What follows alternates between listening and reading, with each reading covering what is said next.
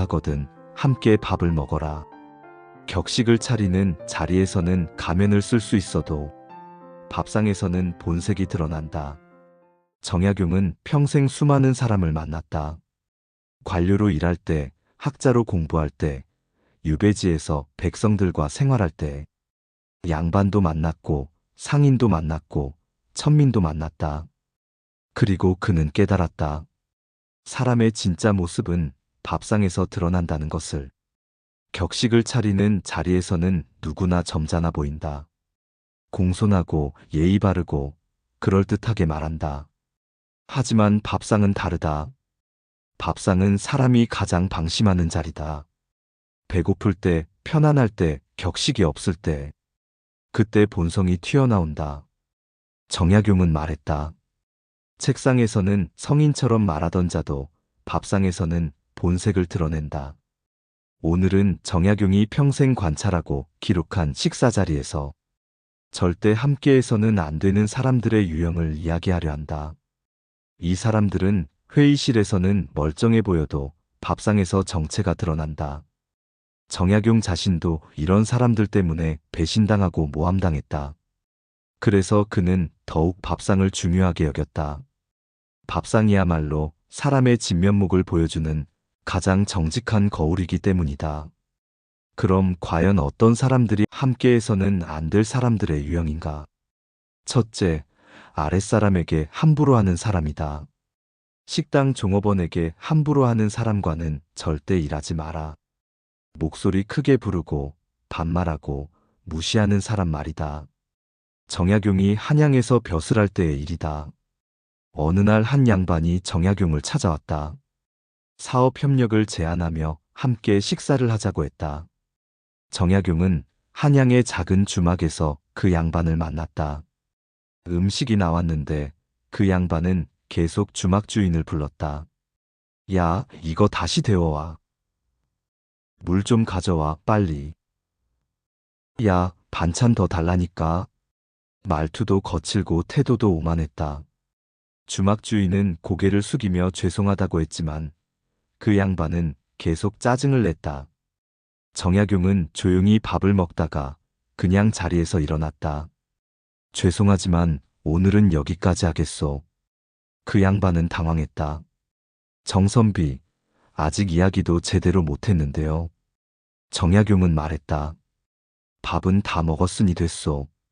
그리고 다시는 그 양반을 만나지 않았다. 왜인가? 약자에게 함부로 하는 사람은 언젠가 나에게도 함부로 한다. 지금은 내가 필요하니까 공손하지만 필요 없어지면 태도가 달라진다. 이것은 정약용이 평생을 통해 배운 교훈이다. 정약용은 유배지에서 백성들과 함께 생활했다. 농부들과 밥을 먹고 어부들과 이야기를 나누고 장인들과 일을 했다. 그때 정약용은 항상 고맙다고 말했다. 수고하셨습니다.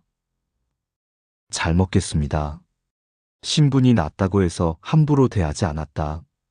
왜냐하면 밥 먹을 때만큼은 다 똑같은 사람이기 때문이다. 식당 종업원에게 함부로 하는 사람은 권력을 착각한다.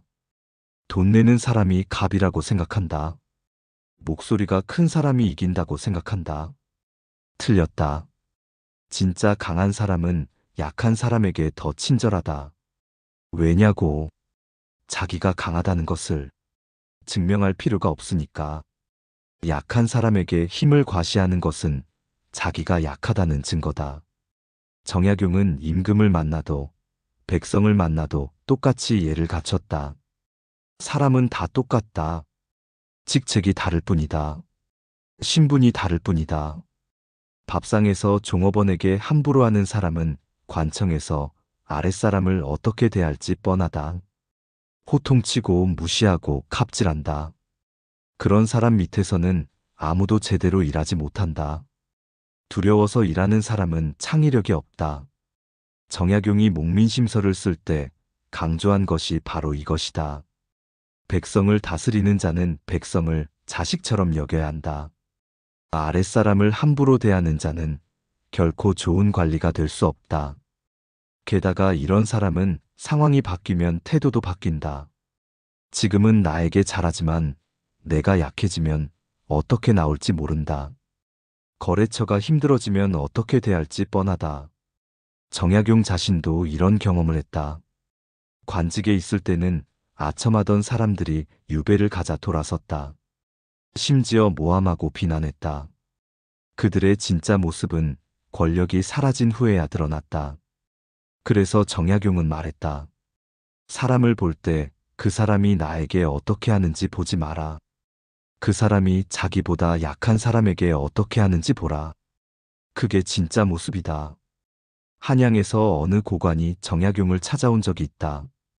그 고관은 정약용에게는 극진히 예를 갖췄다.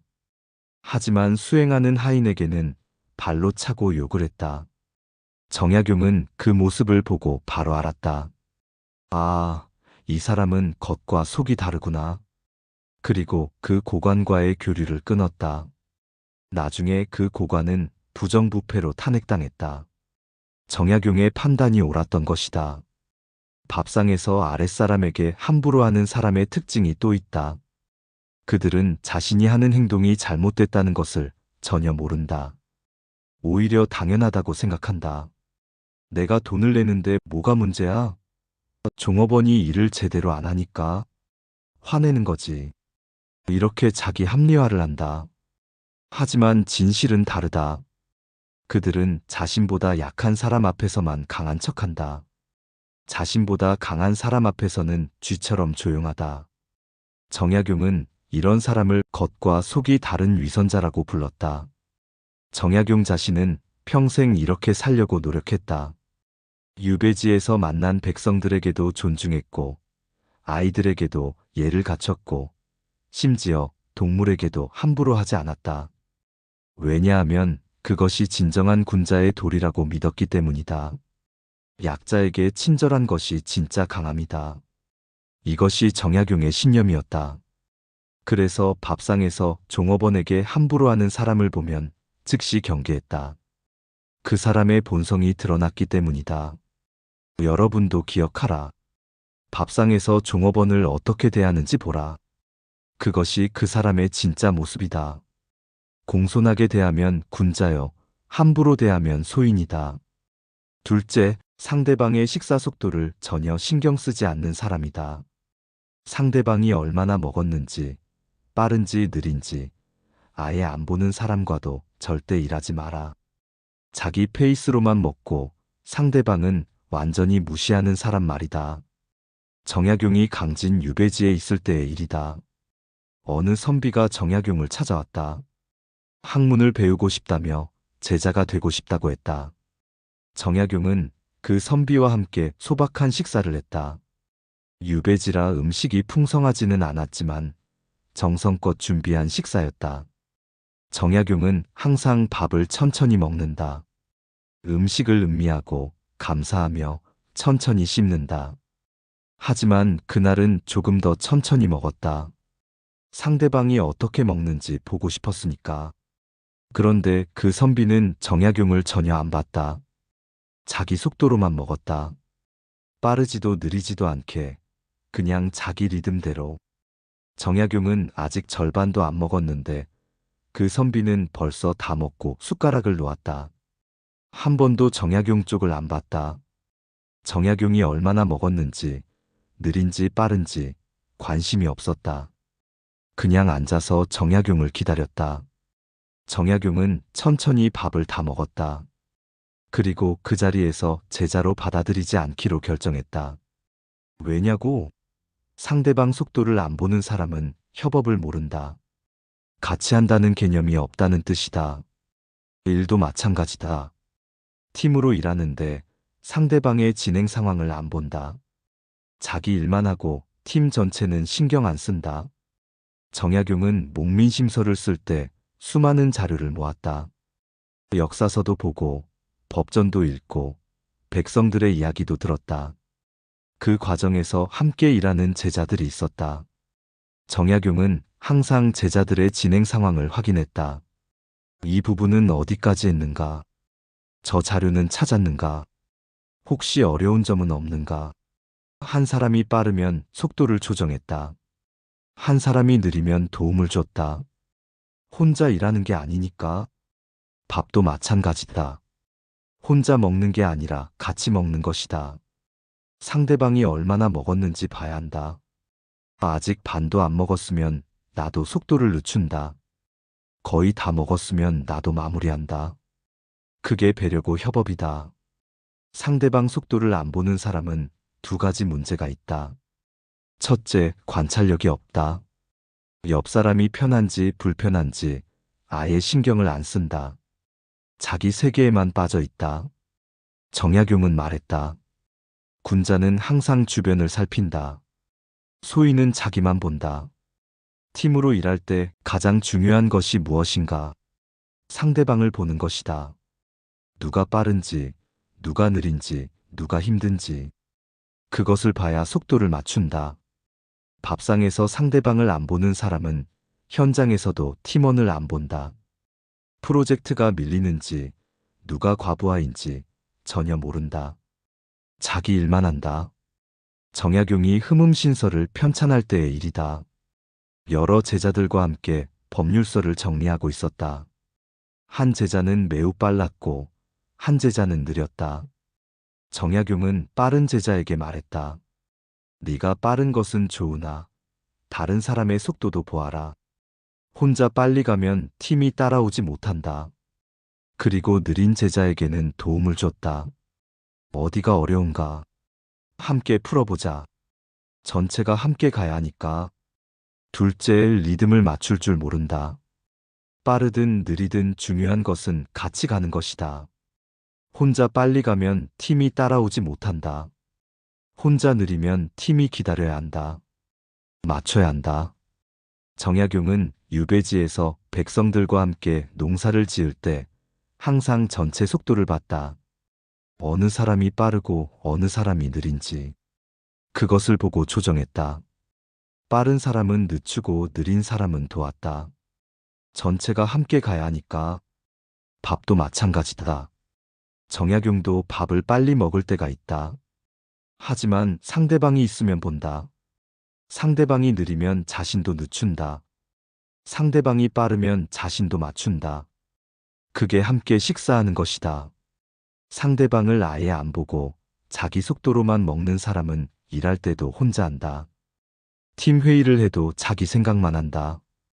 프로젝트를 해도 자기 파트만 본다. 전체는 안 본다. 그런 사람과는 팀을 못 만든다. 정약용이 다산초당에서 제자들을 가르칠 때의 일이다. 한 제자가 매우 똑똑했지만 다른 제자들을 전혀 신경 쓰지 않았다. 자기 공부만 하고 자기 속도로만 나아갔다. 정약용은 그 제자에게 말했다. 내 실력은 뛰어나다. 하지만 혼자만 앞서가면 무슨 소용인가? 함께 가는 법을 배워라. 그 제자는 처음에는 이해하지 못했다. 제가 빠른 것이 잘못인가요? 정약용은 말했다. 빠른 것은 잘못이 아니다. 하지만 다른 사람을 보지 않는 것은 잘못이다. 빠른 사람은 느린 사람을 기다려주고 도와줘야 한다. 그래야 함께 갈 수 있다. 그 제자는 그 후로 다른 제자들을 돌아보기 시작했다. 그리고 진정한 협업의 의미를 깨달았다. 밥상에서 상대방의 속도를 보지 않는 사람은 이런 것을 모른다. 그들은 나만 있고 우리가 없다. 정약용은 평생 우리를 강조했다. 홀로 갈 수 있어도 함께 가라. 빨리 갈 수 있어도 천천히 가라. 그래야 멀리 간다. 이것이 정약용의 철학이었다. 그래서 밥상에서 상대방을 보지 않는 사람을 보면 즉시 알 수 있었다. 아, 이 사람은 협업을 모르는구나. 여러분도 기억하라.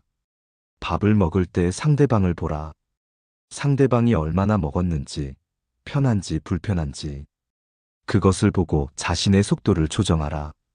그것이 진정한 협업의 시작이다. 셋째, 다른 사람의 음식을 함부로 건드리는 사람이다. 남의 접시에 있는 음식을 함부로 집는 사람과도 절대 일하지 마라. 물어보지도 않고 허락도 안 받고 그냥 젓가락 뻗는 사람 말이다. 정약용이 유배지에서 제자들을 가르칠 때의 일이다. 한 제자가 몇 명의 친구들과 함께 정약용을 찾아왔다. 정약용은 그들을 위해 소박한 식사를 준비했다. 유배지라 풍성하지는 않았지만 정성껏 준비한 식사였다. 각자 앞에 음식이 놓였다. 밥을 먹는데 한 제자가 갑자기 젓가락을 뻗었다. 옆 친구의 접시에서 생선을 집는 것이다. 이게 맛있어 보이네. 아무 말도 없이 그냥 먹었다. 친구는 당황했지만 아무 말도 못했다. 그냥 웃으면서 드세요라고 했다. 하지만 표정이 불편해 보였다. 정약용은 그 모습을 보고 바로 알았다. 아, 이 사람은 경계가 없구나. 그날 식사를 마치고 정약용은 그 제자를 따로 불렀다. 너는 오늘 무엇을 잘못했는지 아느냐? 그 제자는 고개를 갸웃거렸다. 제가 뭘 잘못했습니까? 정약용은 말했다. 내 친구의 음식을 함부로 집었다. 허락도 받지 않고. 하지만 친한 사이인데 그 정도는 괜찮지 않습니까? 아니다. 친하다고 해서 모든 것이 허락되는 것은 아니다. 남의 것은 남의 것이다. 친구라도 물어봐야 한다. 그 제자는 처음에는 이해하지 못했다. 하지만 정약용은 계속 말했다. 오늘 네가 친구의 음식을 함부로 집었듯이 언젠가는 친구의 권한을 함부로 침범할 것이다. 친구의 일을 함부로 간섭할 것이다. 경계를 지키는 법을 배워라. 왜냐고. 남의 것을 함부로 건드리는 사람은 경계를 모른다. 내 것과 네 것의 구분이 없다는 뜻이다. 일도 마찬가지다. 내 권한 구분 없이 함부로 침범한다. 정약용은 평생 선을 지키며 살았다. 내 일과 남의 일을 명확히 구분했다. 아무리 친한 사람이라도 허락 없이 건드리지 않았다. 그게 예의고 원칙이다. 다른 사람 음식을 함부로 건드리는 사람은 허락 개념이 없다. 이거 하나 먹어도 되죠? 라고 물어야 하는데 그냥 먹는다. 당연하다고 생각한다. 친하면 괜찮다고 생각한다. 특히 아랫사람에게는 더 함부로 한다. 어차피 내 밑에 있는 사람인데 뭐. 틀렸다. 아랫사람이라도 존중해야 한다. 지위가 다를 뿐 사람은 똑같다. 정약용은 목민심서에서 이렇게 썼다. 관리가 백성의 물건을 함부로 취하면 그것은 도둑질과 다름없다. 설령 작은 것이라도 허락을 받아야 한다. 남의 음식을 함부로 건드리는 사람은 일할 때도 마찬가지다. 내 프로젝트에 허락도 없이 끼어든다. 내 팀원에게 허락도 없이 지시한다. 내 예산을 허락도 없이 쓴다. 어차피 같은 조직 아니에요? 아니다. 같은 조직이라도 권한은 다르다. 담당은 나눠져 있다. 그것을 무시하면 조직이 무너진다. 정약용이 관직에 있을 때의 일이다. 각 부서의 권한을 명확히 했다. 형조는 형조, 호조는 호조, 예조는 예조. 서로 침범하지 않았다. 필요하면 협의했다. 허락받았다. 그게 원칙이다. 한 번은 어느 관리가 다른 부서의 일에 함부로 끼어들었다. 정약용은 그 관리를 불러 엄하게 꾸짖었다. 네 권한이 아닌 일에 왜 끼어드는가? 그것은 남의 영역을 침범하는 것이다. 하지만 제가 도와주려고 한 것입니다. 도움도 허락을 받고 해야 한다. 함부로 끼어드는 것은 도움이 아니라 침범이다. 밥상도 마찬가지다. 내 접시는 내 것이다. 내 접시는 네 것이다. 나누고 싶으면 물어봐야 한다. 이거 하나 먹어도 될까요? 그럼 드세요라고 한다. 그게 정상이다. 함부로 손 뻗는 것은 무례다. 특히 아랫사람 것을 함부로 집는 것은 그 사람을 존중하지 않는다는 증거다. 정약용이 유배지에서 백성들과 함께 일할 때였다. 한 백성이 도시락을 싸왔다. 정약용도 자신의 음식을 준비했다. 점심시간에 함께 앉아 밥을 먹었다. 그 백성의 도시락에 김치가 있었는데 매우 맛있어 보였다. 정약용은 말했다. 그 김치가 맛있어 보이는구려. 하나만 얻어먹어도 되겠소? 그 백성은 황송해하며 말했다. 양반께서 무슨 말씀을. 그냥 드시면 됩니다. 아니요. 당신의 것이니 허락을 받아야 하오. 그 백성은 감동했다. 양반이 천민에게 허락을 구하다니. 하지만 정약용에게는 당연한 일이었다. 신분이 다를 뿐 사람은 다 똑같으니까. 남의 것은 남의 것이니까. 정약용은 또 이런 일도 겪었다. 한양에서 어느 고관이 정약용의 집에 놀러왔다. 정약용의 서재에는 귀한 책들이 많았다. 그 고관은 책을 보더니 갑자기 한 권을 집어들었다. 이 책 좀 빌려가도 되겠소? 하지만 이미 손에 들고 있었다. 허락을 구하는 척하지만 이미 가져갈 작정이었다. 정약용은 불편했지만 거절하지 못했다. 나중에 그 책은 돌아오지 않았다. 정약용은 그 일을 일기에 기록하며 한탄했다. 허락을 구하는 척하면서 이미 빼앗아간다. 이것이 권력자의 모습이다. 그래서 정약용은 제자들에게 가르쳤다. 남의 것을 함부로 하지 마라. 친구라도 아랫사람이라도 허락을 받아라. 그것이 사람을 존중하는 길이다. 밥상에서 남의 음식을 함부로 짚는 사람. 맛있는 음식을 나만 많이 가져가는 사람. 그 사람은 일할 때도 남의 영역을 함부로 침범한다. 경계를 모르는 사람이다.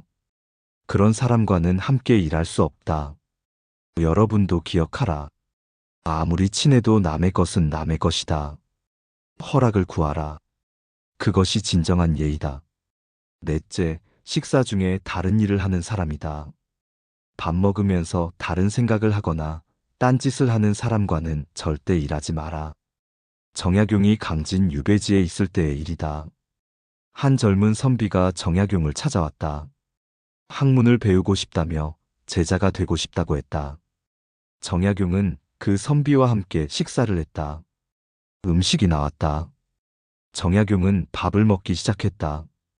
그런데 그 선비는 밥을 먹으면서 계속 주변을 두리번거렸다. 벽에 걸린 글씨를 보고 창밖을 보고 천장을 보았다. 밥은 먹는데 마음은 다른 곳에 있었다. 정약용이 물었다. 음식이 입에 맞지 않소? 아니요, 맛있습니다. 하지만 계속 딴 곳을 봤다. 정약용은 밥을 다 먹고 일어났다. 오늘은 여기까지 하겠소. 그 선비는 당황했다. 선생님, 아직 이야기도 제대로 못했는데요. 정약용은 말했다. 괜찮소? 다음에 다시 오시오. 그리고 그 선비를 다시 부르지 않았다. 왜인가? 밥 먹으면서 딴짓하는 사람은 집중력이 없다. 지금 여기에 없다는 뜻이다. 일도 마찬가지다.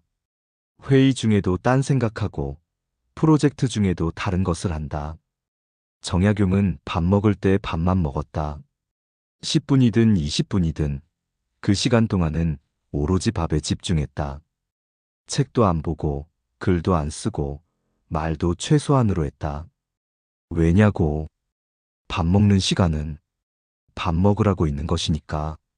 정약용은 경세유표를 쓸 때도 마찬가지였다. 글을 쓸 때는 오로지 글쓰기에만 집중했다. 다른 생각을 하지 않았다. 100% 집중했다. 그래야 좋은 글이 나온다. 식사 중에 딴짓하는 사람은 두 가지 문제가 있다. 첫째, 우선순위를 모른다. 지금 내 앞에 음식이 있다. 밥을 먹고 있다. 그런데 다른 것이 더 중요하다고? 그럼 여기서 뭐 하는가? 딴짓할 거면 혼자 먹으면 된다. 둘째, 존중이 없다. 함께 식사한다는 것의 의미를 모른다. 밥을 먹는 것은 단순히 배를 채우는 행위가 아니다. 함께 시간을 보내고 마음을 나누고 관계를 쌓는 시간이다. 그런데 밥 먹으면서 딴 생각을 한다는 것은 상대방을 무시하는 것이다. 정약용이 한양에서 벼슬할 때의 일이다. 어느 관리와 함께 식사를 했다. 그 관리는 밥을 먹으면서 계속 다른 일을 생각했다. 아, 오늘 저녁에 보고서를 써야 하는데. 내일 회의 준비는 했나? 입으로는 밥을 먹는데 마음은 다른 곳에 있었다. 정약용이 뭔가 말을 걸어도 제대로 듣지 않았다. 네? 뭐라고 하셨습니까? 정약용은 한숨을 쉬었다. 지금 여기 있지 않은 사람과 무슨 이야기를 하겠소? 그 후로 그 관리와는 가까이 지내지 않았다. 요즘은 더 심하다. 사람들이 밥 먹으면서 여러 가지를 한다. 책을 보거나 신문을 읽거나 심지어 일을 하기도 한다. 요즘에는 스마트폰을 보며 밥을 먹는다. 이것은 잘못된 습관이다. 밥 먹을 때는 밥만 먹어야 한다. 정약용은 제자들에게 이렇게 가르쳤다. 밥을 먹을 때는 밥의 맛을 음미하라. 한 숟가락 한 숟가락에 감사하라. 그것이 제대로 먹는 것이다. 식사는 단순한 행위가 아니다. 하늘이 주신 곡식을 받는 의식이다. 농부의 수고를 기억하는 시간이다. 그런데 밥 먹으면서 딴짓을 한다는 것은 이 모든 것을 무시하는 것이다. 정약용 자신은 유배지에서도 이 원칙을 지켰다. 아무리 배가 고파도, 아무리 바빠도 밥 먹을 때는 밥에만 집중했다. 그것이 하늘에 대한 예의고, 농부에 대한 감사고, 자신에 대한 존중이었다. 밥상에서 딴짓하는 사람은 회의에서도 집중하지 못한다. 중요한 협상 중에도 딴 생각을 한다. 결국 실수한다. 놓친다. 정약용이 다산초당에서 제자들을 가르칠 때였다.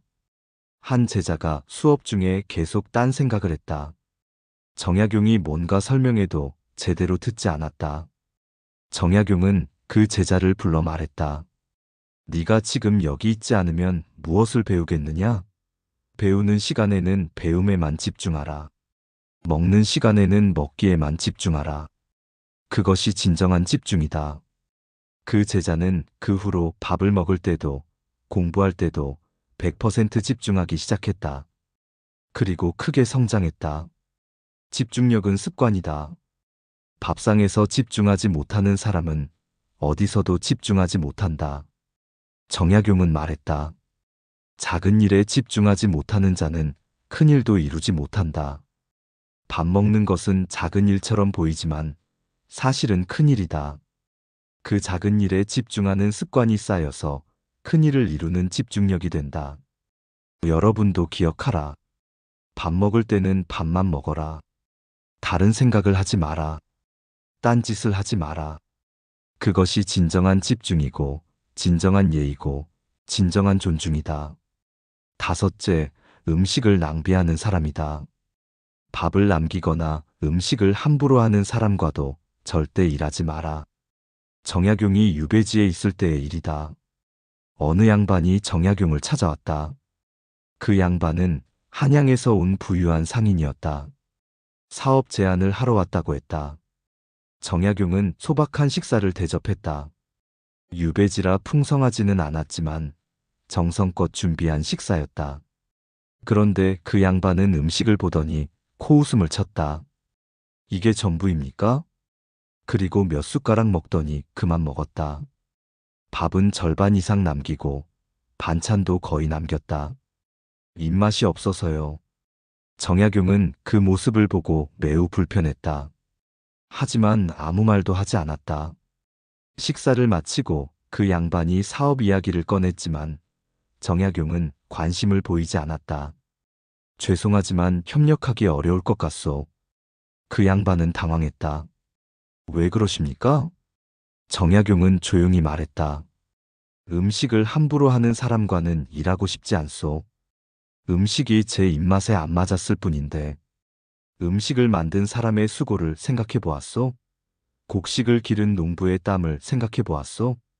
밥 한 톨에도 88번의 수고가 들어갔다는 말을 들어보았소? 그 양반은 아무 말도 하지 못했다. 정약용은 계속 말했다. 음식을 함부로 하는 사람은 모든 것을 함부로 한다. 돈도 사람도 기회도. 그런 사람과는 일할 수 없소. 음식을 낭비하는 사람은 세 가지 문제가 있다. 첫째, 감사할 줄 모른다. 밥 한 톨이 식탁에 오기까지 얼마나 많은 수고가 들어가는지 모른다. 농부가 씨를 뿌리고 물을 주고 잡초를 뽑고 추수하고 도정하고 요리하고 그 모든 과정을 거쳐 밥 한 그릇이 된다. 그런데 그것을 함부로 남긴다는 것은 모든 수고를 무시하는 것이다. 정약용은 목민심서에서 이렇게 썼다. 백성의 곡식 한 톨도 함부로 하지 마라. 그것은 백성의 피와 땀이다. 둘째, 절약할 줄 모른다. 오늘 음식을 남기는 사람은 내일 돈을 낭비한다. 절약은 단순히 돈을 아끼는 것이 아니다. 모든 것을 소중히 여기는 마음이다. 정약용 자신은 평생 검소하게 살았다. 유배지에서 거의 가난하게 살았지만 불평하지 않았다. 있는 것에 감사하고 없는 것을 탐하지 않았다. 식사도 마찬가지였다. 주어진 음식은 한 톨도 남기지 않고 다 먹었다. 음식을 남기는 것은 하늘의 은혜를 저버리는 것이다. 이것이 정약용의 신념이었다. 셋째, 책임감이 없다. 자기가 주문한 음식, 자기 앞에 놓인 음식을 끝까지 책임지지 못한다. 일도 마찬가지다. 시작은 거창하게 하지만 끝까지 책임지지 못한다. 중간에 포기하거나 남에게 떠넘긴다. 정약용이 관직에 있을 때 한 관리가 있었다. 그 관리는 프로젝트를 시작할 때는 열정적이었다. 이번 일은 제가 반드시 성공시키겠습니다. 하지만 시간이 지나자 흥미를 잃었다. 일을 대충 하고 결국 다른 사람에게 떠넘겼다. 정약용은 그 관리를 불러 말했다. 네가 시작한 일이 아니냐? 왜 끝까지 책임지지 않느냐? 제 능력이 부족해서. 능력의 문제가 아니라 책임감의 문제다. 시작한 일은 끝까지 해야 한다. 정약용은 그 관리의 밥 먹는 모습을 관찰한 적이 있었다. 항상 음식을 많이 남겼다. 배가 불러서요. 하지만 처음부터 많이 담아놓고 남기는 습관이 있었다. 정약용은 그때 알았다. 아, 이 사람은 책임감이 없구나. 자기 앞에 놓인 것도 끝까지 처리하지 못하는구나. 음식을 낭비하는 습관과 일을 끝까지 책임지지 못하는 습관은 연결되어 있다. 정약용은 제자들에게 이렇게 가르쳤다. 밥을 담을 때는 먹을 만큼만 담아라. 담았으면 끝까지 먹어라. 그것이 책임이다. 한 번은 한 제자가 밥을 많이 담아놓고 남겼다. 정약용은 그 제자를 불러 말했다. 왜 남겼느냐? 배가 불러서입니다. 그럼 왜 처음부터 많이 담았느냐? 눈이 커서. 눈이 크면 배도 커야 한다. 자기가 감당할 수 있는 만큼만 담아라. 담았으면 책임지고 끝까지 먹어라.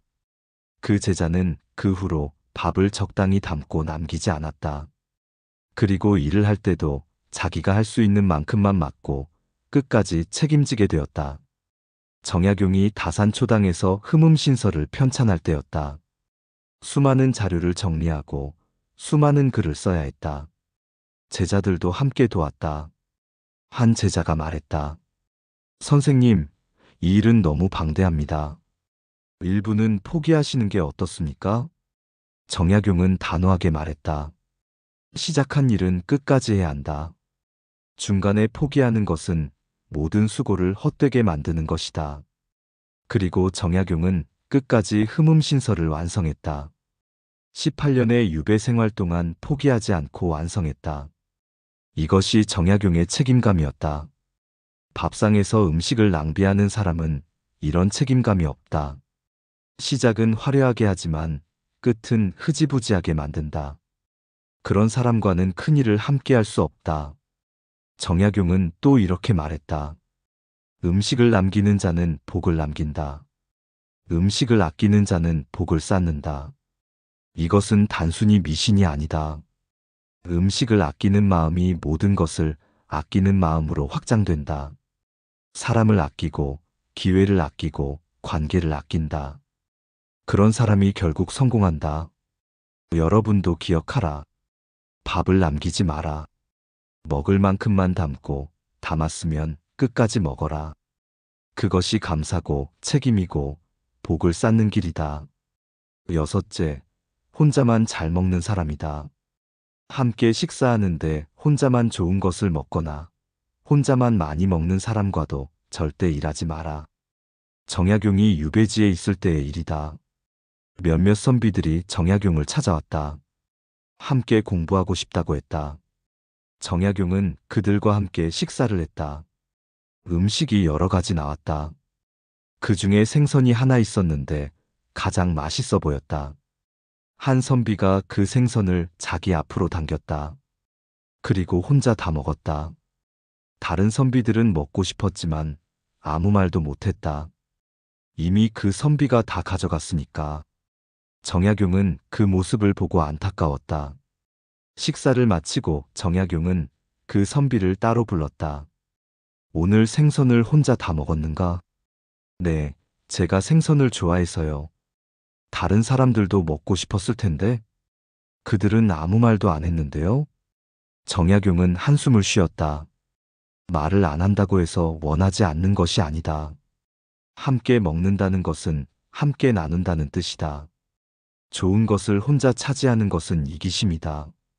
그 선비는 아무 말도 하지 못했다. 정약용은 계속 말했다. 오늘 네가 생선을 혼자 먹었듯이 언젠가는 좋은 기회도 혼자 차지하려 할 것이다. 그런 사람과는 함께 일할 수 없다. 혼자만 잘 먹는 사람은 두 가지 문제가 있다. 첫째, 배려심이 없다. 다른 사람도 원할 수 있다는 생각을 하지 못한다. 자기만 좋으면 된다고 생각한다. 정약용은 말했다. 군자는 좋은 것을 남과 나눈다. 소인은 좋은 것을 혼자 차지한다.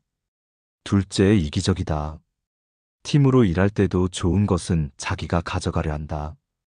공로는 혼자 차지하고 보상도 혼자 받으려 한다. 정약용이 관직에 있을 때 한 프로젝트가 성공했다. 여러 관리들이 함께 노력한 결과였다. 하지만 한 관리가 임금 앞에서 모든 공을 자기 것으로 돌렸다. 신이 이 일을 성공시켰습니다. 다른 관리들의 이름은 언급도 하지 않았다. 정약용은 그 모습을 보고 분노했다. 나중에 그 관리를 불러 말했다. 오늘 임금 앞에서 모든 공을 내 것으로 돌렸는가? 제가 주도적으로 일했으니까요. 혼자 한 일이 아니었다. 다른 사람들도 함께했다. 공을 나누는 것이 당연하다. 하지만 제가 가장 많이 했는데 가장 많이 했다고 해서 모든 것을 가져가는 것은 아니다. 함께 일했으면 함께 인정받아야 한다. 정약용은 그 관리의 밥 먹는 모습을 떠올렸다. 항상 좋은 것을 혼자 먹으려 했다. 다른 사람을 배려하지 않았다. 아, 이 사람은 이기적이구나. 밥상에서부터 이미 드러났구나. 정약용 자신은 평생 좋은 것을 남과 나눴다. 유배지에서 귀한 음식이 생기면 혼자 먹지 않고 제자들과 나눴다. 혼자 먹으면 맛이 반이고 함께 먹으면 맛이 배다. 이것이 정약용의 철학이었다. 한 번은 어느 선비가 정약용에게 귀한 약재를 선물했다. 정약용은 그것을 혼자 먹지 않고 병든 백성에게 나눠줬다. 제자가 물었다. 선생님, 선생님께서 드셔야 하는 거 아닙니까? 정약용은 말했다. 나보다 더 필요한 사람이 있다. 좋은 것은 함께 나눠야 한다. 이것이 진정한 군자의 모습이다. 혼자만 잘 먹는 사람은 일할 때도 마찬가지다. 좋은 프로젝트는 자기가 맡으려 하고 힘든 일은 남에게 떠넘긴다. 보상은 많이 받으려 하고 책임은 회피하려 한다. 그런 사람과는 팀을 이룰 수 없다. 정약용은 제자들에게 이렇게 가르쳤다. 함께 먹는 자리에서는 좋은 것을 남에게 먼저 권하라. 그것이 예의다. 한 제자가 물었다. 하지만 제가 정말 그것을 먹고 싶으면 어떻게 합니까? 정약용은 웃으며 말했다. 먹고 싶은 마음을 참는 것이 수양이다. 그리고 남에게 양보했을 때의 기쁨이 혼자 먹었을 때의 즐거움보다 크다는 것을 알게 될 것이다. 그 제자는 처음에는 이해하지 못했다. 하지만 시간이 지나면서 깨달았다. 정말로 양보했을 때의 마음이 더 편안하고 기쁘다는 것을. 정약용은 또 이렇게 말했다. 좋은 것을 나누는 자는 친구가 많다. 혼자 차지하는 자는 외롭다. 이것은 진리다. 사람들은 베푸는 사람 주변에 모인다. 이기적인 사람 주변에서는 떠난다. 밥상에서 혼자만 잘 먹는 사람을 보라. 그 사람 주변에 진정한 친구가 있는지. 없을 것이다. 있다면 그것은 이익 때문에 붙어 있는 사람들일 뿐이다. 여러분도 기억하라. 함께 먹는 자리에서는 좋은 것을 나누라. 혼자 차지하지 마라. 그것이 사람을 모으는 길이고 복을 쌓는 길이다. 일곱째, 식사 예절이 없는 사람이다.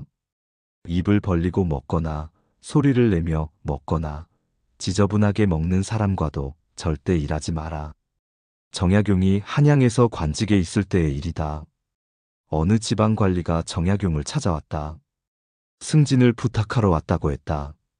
정약용은 그 관리와 함께 식사를 했다. 그런데 그 관리의 식사 모습이 매우 지저분했다. 입을 크게 벌리고 먹고 소리를 내며 먹고 음식을 흘리기까지 했다. 밥상 주변이 온통 지저분해졌다. 정약용은 그 모습을 보고 놀랐다. 이 사람이 관리라고? 식사를 마치고 그 관리가 승진 이야기를 꺼냈지만 정약용은 거절했다. 죄송하지만 도와드리기 어렵겠소. 그 관리는 당황했다. 왜 그러십니까? 제가 뭘 잘못했습니까? 정약용은 조용히 말했다. 식사 예절도 지키지 못하는 사람이 어떻게 백성을 다스리겠소? 식사 예절이 무슨 상관입니까? 예절은 작은 것에서 시작된다. 밥 먹는 것도 제대로 못하는 사람이 나라 일을 제대로 할 수 있겠소? 식사 예절이 없는 사람은 세 가지 문제가 있다. 첫째, 자기 관리가 안 된다. 스스로를 통제하지 못한다는 뜻이다. 먹는 것도 제대로 못하는 사람이 큰 일을 제대로 할 수 있겠는가? 정약용은 말했다. 작은 일을 제대로 하지 못하는 자는 큰 일도 이루지 못한다. 둘째, 주변을 배려하지 않는다. 지저분하게 먹으면 주변 사람들이 불편하다. 소리를 내며 먹으면 듣는 사람이 거슬린다. 하지만 그것을 신경 쓰지 않는다. 자기만 편하면 된다고 생각한다. 정약용은 제자들에게 이렇게 가르쳤다. 밥을 먹을 때도 주변을 생각하라. 소리를 내지 말고 깨끗하게 먹어라. 그것이 함께 사는 사람의 예의다. 셋째, 교양이 없다. 교양은 학문만으로 이루어지는 것이 아니다. 일상의 작은 행동에서 드러난다. 밥 먹는 모습, 걷는 모습, 말하는 모습. 그 모든 것이 교양이다. 정약용 자신은 평생 예절을 중요하게 여겼다. 유배지에서도 단정하게 옷을 입고 바르게 앉고 깨끗하게 먹었다. 예절은 사람을 사람답게 만드는 것이다. 이것이 정약용의 신념이었다. 한 번은 한 제자가 밥을 먹으면서 소리를 냈다. 정약용은 그 제자를 불러 말했다. 왜 소리를 내며 먹느냐? 제가 그런 줄 몰랐습니다. 이제부터는 조심하라. 작은 습관이 모여서 큰 인격을 만든다. 그 제자는 그 후로 식사할 때 항상 조심했다. 소리를 내지 않고 깨끗하게 먹으려 노력했다. 그리고 시간이 지나면서 그것이 자연스러운 습관이 되었다. 정약용은 또 이렇게 말했다. 예절은 타인에 대한 존중이다. 지저분하게 먹는 것은 함께 식사하는 사람을 존중하지 않는 것이다. 정약용이 관직에 있을 때 어느 고관을 만난 적이 있다. 그 고관은 학문도 깊고 능력도 뛰어났다. 하지만 식사 예절이 엉망이었다. 입을 벌리고 먹고 음식을 흘리고 심지어 트림까지 했다. 정약용은 그 모습을 보고 실망했다. 학문은 높지만 인격은 낮구나. 나중에 그 고관은 부정부패로 파직되었다. 정약용은 놀라지 않았다. 이미 밥상에서 그의 본성을 봤으니까. 작은 것을 지키지 못하는 자는 큰 것도 지키지 못한다. 여러분도 기억하라. 밥을 먹을 때 예절을 지켜라. 입을 다물고 먹고 소리를 내지 말고 깨끗하게 먹어라. 그것이 자신에 대한 존중이고 타인에 대한 배려다. 밥상은 거짓말을 못한다. 회의실에서는 가면을 쓸 수 있지만 밥상에서는 본색이 나온다. 계약서에는 그럴듯한 말을 쓸 수 있지만 밥그릇은 솔직하다. 정약용은 오늘 7가지를 이야기했다. 첫째, 아랫사람에게 함부로 하는 사람은 약자를 무시한다. 둘째, 상대방 식사 속도를 안 보는 사람은 협업을 모른다. 셋째, 다른 사람 음식을 함부로 건드리는 사람은 경계를 모른다. 넷째, 식사 중에 딴짓하는 사람은 집중력이 없다. 다섯째, 음식을 낭비하는 사람은 책임감이 없다. 여섯째, 혼자만 잘 먹는 사람은 이기적이다. 일곱째, 식사 예절이 없는 사람은 교양이 없다. 이 7가지 유형의 사람과는 절대 함께 일하지 마라. 지금 당장은 괜찮아 보여도 나중에 반드시 문제가 생긴다. 정약용은 평생 수많은 사람을 만났다. 그리고 밥상에서 그들의 본성을 봤다. 겉으로는 군자 같아도 밥상에서는 소인이 드러났다. 겉으로는 능력 있어 보여도 밥상에서는 인격이 드러났다. 사람을 볼 때는 회의실이 아니라 식당을 보라. 계약서가 아니라 밥그릇을 보라. 그게 진짜다. 정약용의 마지막 편지에는 이런 구절이 있다. 밥상은 사람의 거울이다. 그 거울에 비친 모습이 그 사람의 진짜 모습이다. 여러분도 밥상에서 사람을 보라. 그리고 자신의 모습도 돌아보라. 나는 밥상에서 어떤 모습인가? 아랫사람에게 함부로 하지는 않는가? 상대방의 속도를 보고 있는가? 다른 사람의 것을 존중하는가? 집중하며 식사하는가? 음식을 아끼는가? 함께 나누는가? 예절을 지키는가? 이 모든 것이 나의 인격을 말해준다. 정약용은 유배지에서 18년을 보냈다. 그 긴 세월 동안 수많은 사람을 만났고 수많은 밥상을 함께했다. 그리고 그는 깊이 깨달았다. 밥상이야말로 사람을 가장 정확하게 보여주는 거울이다. 여러분 모두의 진정한 삶을 위해 지혜로운 사람이 되시기를 바라며 오늘의 이야기를 마치겠습니다.